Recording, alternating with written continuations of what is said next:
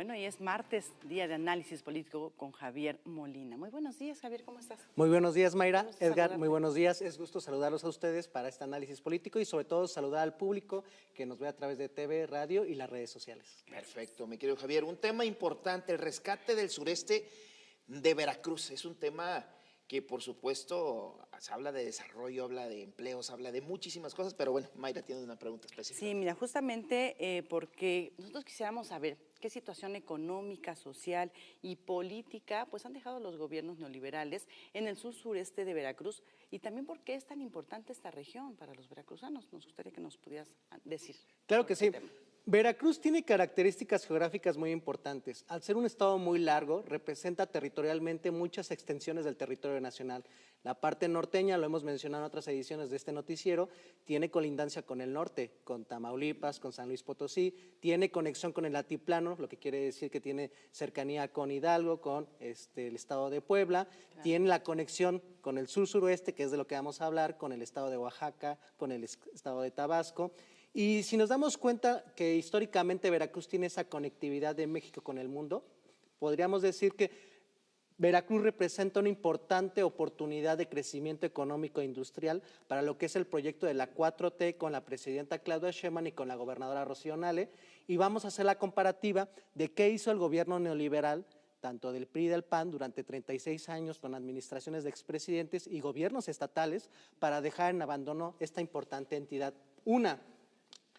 El sur-suroeste de Veracruz tiene características muy importantes. Primero que nada, tiene recursos naturales. Ustedes saben que para cualquier problema que podamos hablar de la industria requerimos la transformación de materias primas para dar bienes materiales y poder venderlos tanto en el mercado nacional como en el internacional. Bueno, ¿qué fue lo que pasó?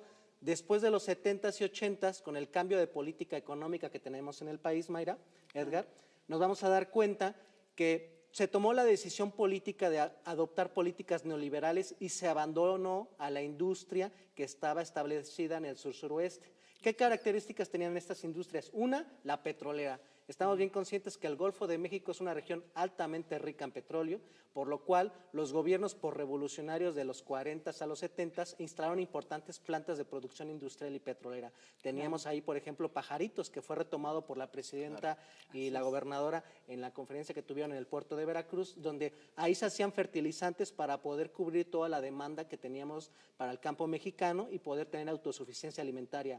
Ahí teníamos plantas de Pemex que se dedicaban a la refinación del petróleo para la producción de nuestros propios combustibles, gasolina, turbocina, y también teníamos la capacidad de poder generar gas. ¿Esto para qué? Para que pudiéramos, primero que nada, satisfacer la demanda de la población de estos importantes elementos. Dos, para poder satisfacer la demanda de la industria, ya sea para los aviones, para los helicópteros, para la industria de la transformación. ¿Y qué fue lo que pasó? En el gobierno neoliberal de Miguel de la Madrid, de Carlos Salinas de Gortari, de Ernesto Zedillo, de Vicente Fox, de Felipe Calderón, de Enrique Peña Nieto, se adoptó una política de dejar que el país tuviera un proceso de abandono. Y dentro del proceso de abandono tenemos todo lo que es la región sur de Veracruz. Entonces, ¿qué fue lo que pasó? Se empezaron a generar políticas de conductas antisociales porque se dejó que las plantas de petróleo y de petroquímica y de fertilizantes se abandonaran. ¿Por qué? Para poder beneficiar a los mercados estadounidenses e ingleses. Dos, se generaron miles de personas que se quedaron en desempleo. ¿Qué tuvieron que hacer las personas? Tuvieron que tomar empleos informales, sin prestaciones, tuvieron que emigrar a Estados Unidos, se tuvieron que ir a Nuevo León, otros se tuvieron que ir a las zonas hoteleras del sureste mexicano, por ejemplo, toda la Ribera Maya, y perdimos la capacidad de generar personal capacitado técnico. Claro. Cuando se creó el Instituto Nacional Politécnico en los años 30 y 40, era la escuela de formación de técnicos para lo que iba a ser la industria privada y la industria pública para el caso de energéticos. Entonces, ahora, ¿qué tenemos con la presidenta Claudia Sheinbaum y con la gobernadora Rocío Nale? Volver a rescatar la vocación del sur-suroeste, que es una parte muy importante, porque si ya tenemos la situación de que tenemos reservas petroleras en el Golfo de México, tenemos todavía el rescate que hizo López Obrador y Claudia Sheinbaum de la industria petrolera y tenemos varios proyectos de generar empleos en la zona, lo que vamos a generar es que ya se deje a un lado la alternativa de abandono de la industria nacional, se generen miles de empleos y se tenga la oportunidad de que otra vez Veracruz sea parte importante de un proceso de industrialización que se va a requerir para el Plan México con la presidenta Claudia Sheinbaum. Bueno, dos preguntas. ¿Qué está haciendo el proyecto de la Cuarta Transformación en esta importante región? Y la otra, ¿cuál es la perspectiva geográfica también en este tema? Con el expresidente López Obrador se iniciaron varios proyectos. Un proyecto de volver a industrializar México, un Estado benefactor. Y vamos a ver dos pilares. Primero que nada, un Estado benefactor, atender las causas sociales de la desigualdad, de la deserción escolar y de la desintegración familiar. ¿Y cuáles son esas cuestiones? Programas sociales. Se va a destinar este año 2026, ya con la administración de la presidenta Claudia Sheinbaum, el gasto de 1 billón de pesos en presupuesto. Para que nos demos cuenta de la importancia que tiene este gasto social, el presupuesto de este año es de 9 billones y de los cuales 1 corresponde a gasto social. Entonces, si nos damos cuenta de la evolución que tuvo el gasto social en beneficio de los sectores populares, nos vamos a dar cuenta que la prioridad es recuperar la convivencia familiar, tener la oportunidad que las personas puedan sobrevivir los gastos mensuales de la vida diaria que se tiene cada familia. Entonces, si ya tenemos becas, tenemos jóvenes construyendo futuro, adultos mayores que están recibiendo apoyos, madres solteras, se están generando empleos para las personas que salen por primera vez de la universidad. Nos vamos a dar cuenta que se cumple la parte social de aminorar las desigualdades que históricamente dejaron 36 años de neoliberalismo. Claro. Bueno, el proyecto de un Estado industrial benefactor también va de la mano con la generación de miles de empleos y ahí es donde el sur de Veracruz tiene una participación importante. Una, por el proyecto que se tiene de que vamos a convertir a la zona en un corredor industrial junto a Oaxaca. ¿Qué fue lo que pasó? Después de la pandemia del año 2019-2020, las cadenas de suministro a nivel internacional se vieron paralizadas. Vimos un montón de cajas de trailers paradas en buques de transporte por todo el mundo, paradas en el Canal de Suez, en el de Panamá, en el Golfo de Hormuz. ¿Por qué? Porque prácticamente en la parte del continente americano todas las cadenas de producción se fueron a Asia. Entonces, cuando se desató la pandemia del COVID-19, toda la producción global se detuvo. Entonces, se está dando un fenómeno del nearshoring, que quiere decir que se está presionando que los capitales de Estados Unidos que están en Asia se regresan otra vez a la parte continental. Bueno, Donald Trump y las siguientes administraciones van a presionar para que lleguen a Estados Unidos, pero también tenemos que estar conscientes de que nosotros tenemos un tratado comercial con Canadá y Estados Unidos.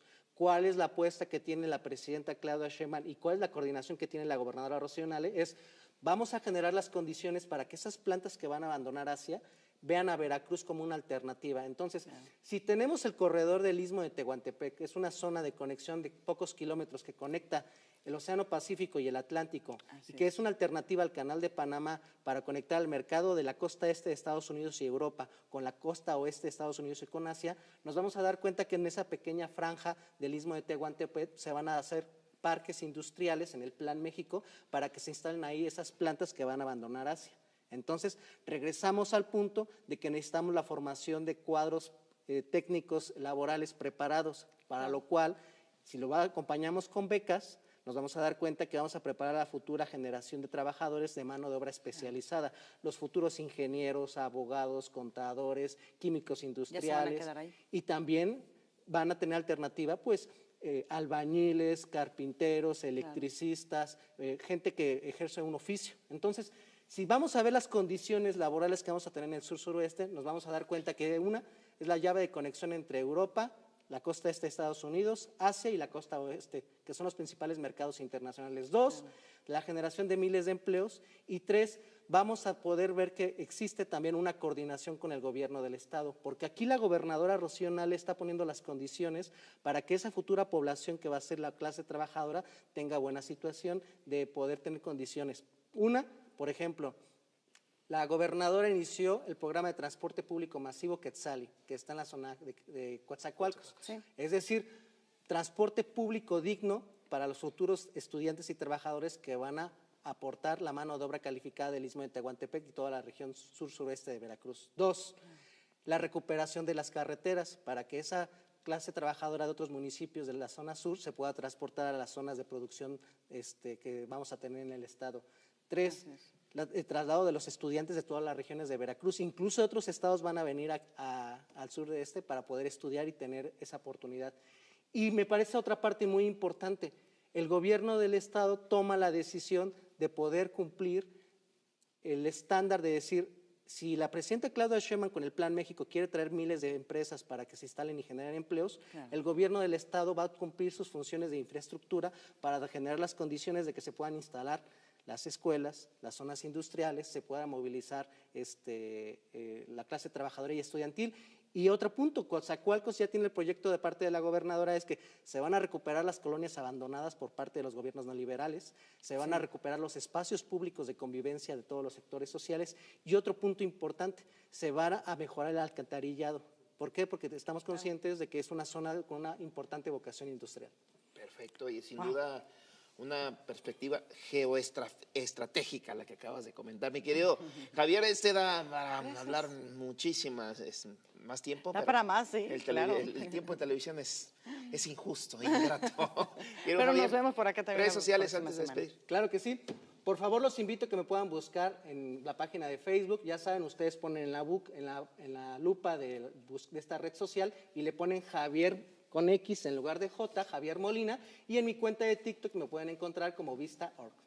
Perfecto, Javier Molina, politólogo de casa.